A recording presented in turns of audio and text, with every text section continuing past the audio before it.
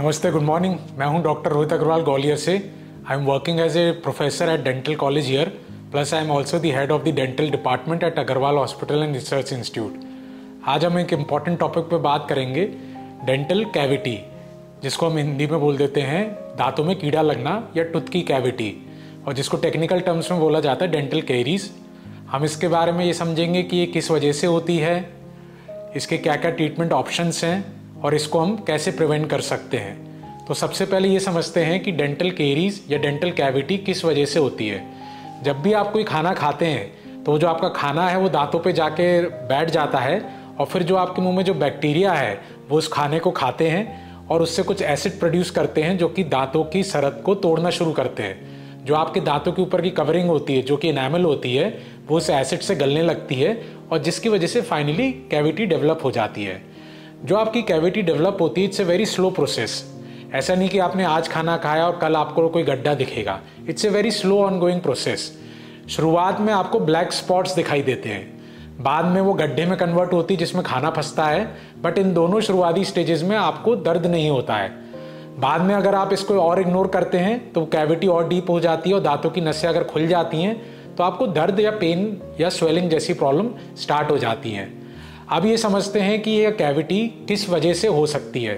सबसे पहला कॉज जो रहता है वो रहता है आपका फूड हैबिट्स। आप खाना किस प्रकार का खा रहे हैं। अगर आप खाने में ज़्यादा शुगरी प्रोडक्ट्स ले रहे हैं, कार्बोहाइड्रेट्स ले रहे हैं, जंक फूड या फास्ट फूड ज़्यादा खा रहे हैं, जैसे आपका पिज्ज़ा हो गया, बर्गर हो गया, बाहर का खाना ज़्यादा खा रहे हैं, आइसक्रीम चॉकलेट ज़्यादा खा रहे हैं, एरेटेड ड्रिंक्स ज़्यादा ले रहे हैं, जैसे आपका कोल्ड ड्रिंक्स हो गया, तो ये सब जो है स्टिकी फूड रहते हैं, ये खाने पे जाके चिपक जाते हैं, तो उससे आपका बैक्टीरिया एक्टिवेट हो जाता है और जैसे मैंने बताया था वो एसिड प्रोड्यूस करता है और आपके दांतों का डिस्ट्रक्शन करता है। और एक और पॉइंट इंपॉर्टेंट होता है खाने को लेके, विच इज़ कि आप दिन में कितनी बार खा रहे हैं। कुछ लोग का रहता है दिन में वो 6-7 बार खाना खाते हैं या 6-7 बार चिप्स लेते हैं, चॉकलेट्स लेते हैं, तो जो फ्रिक्वेंसी ऑफ फूड है उससे भी आपका हाइजीन कॉम्प्रोमाइज़ होती है और आपके दांतों में कैविटी की होने के चांसेस बढ़ जाते हैं। फिर आपका पॉइंट आता है कि आपके मुंह में बैक्टीरियल काउंट कैसा है। कुछ लोगों में बैक्टीरियल काउंट जेनेटिकली ज़्यादा होता है, तो उनको अपनी हाइजीन मेंटेनेंस ज़्यादा करनी होती है। फिर आता है आपका सलाइवा का रोल, जो मुंह में आपका थूक होता है, it plays a very important role in your oral hygiene. जब भी आप कुछ खाते हैं और उसमें बैक्टीरिया एक्ट करता है तो उससे लड़ाई करने के लिए saliva plays a major role. वो बैक्टीरिया के एक्शन को काउंटरैक्ट करता है। तो अगर आपका किसी वजह से मुंह का सलाइवा का कंटेंट कम हो जाता है, जिसको अपन इंग्लिश में ड्राई माउथ कहते हैं, तो उससे भी आपका ये बैक्टीरिया का एक्टिविटी बढ़ जाती है और कैविटी के चांसेस बढ़ जाते हैं। तो ड्राई माउथ किस कंडीशन में हो सकते हैं, जैसे ओल्ड एज पेशेंट्स होते हैं तो उनमें मुंह में कुदरती तौर में थूक की कमी हो जाती है, या कोई पेशेंट है जो अंडरगोइंग कीमोथेरेपी है या रेडिएशन थेरेपी है, कैंसर का इलाज ले रहे हैं, तो उनमें भी ड्राई माउथ हो जाता है।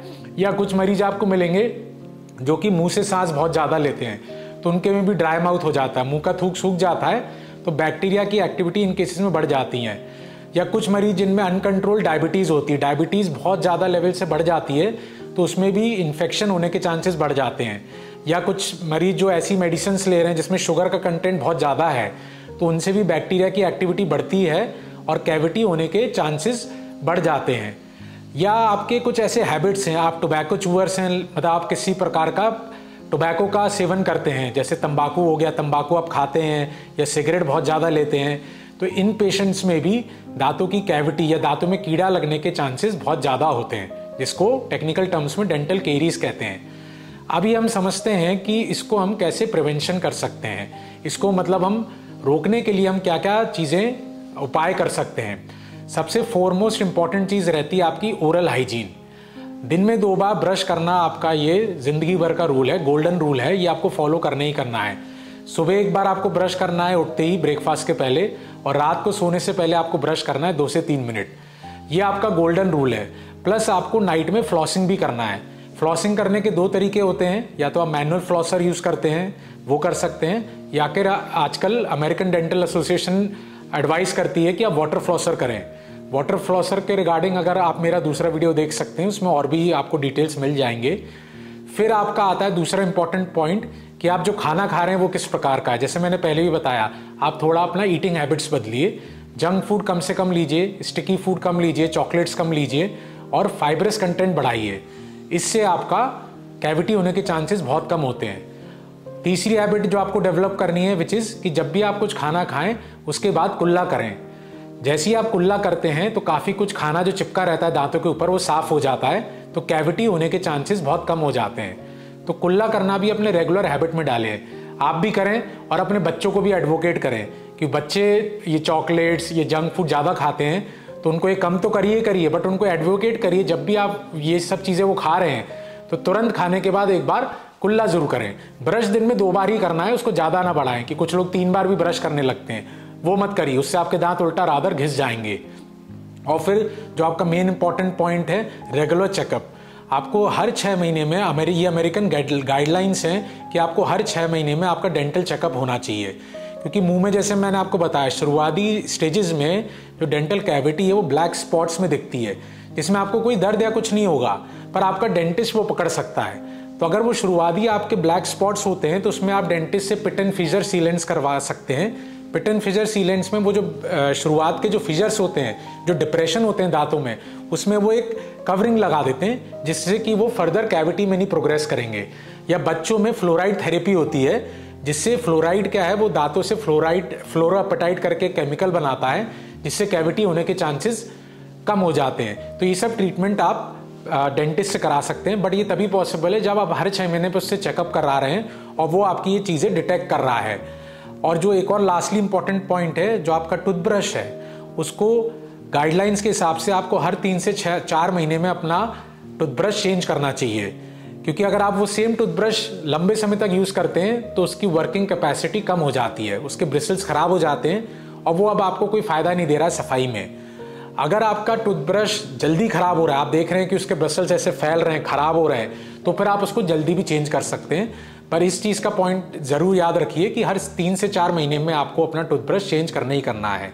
तो और इस पॉइंट को हमेशा याद रखिए कि हर 6 महीने में आपको डेंटल चेकअप कराना है और अपनी ओरल हाइजीन को ज़रूर मेंटेन करें और इसे इग्नोर ना करें।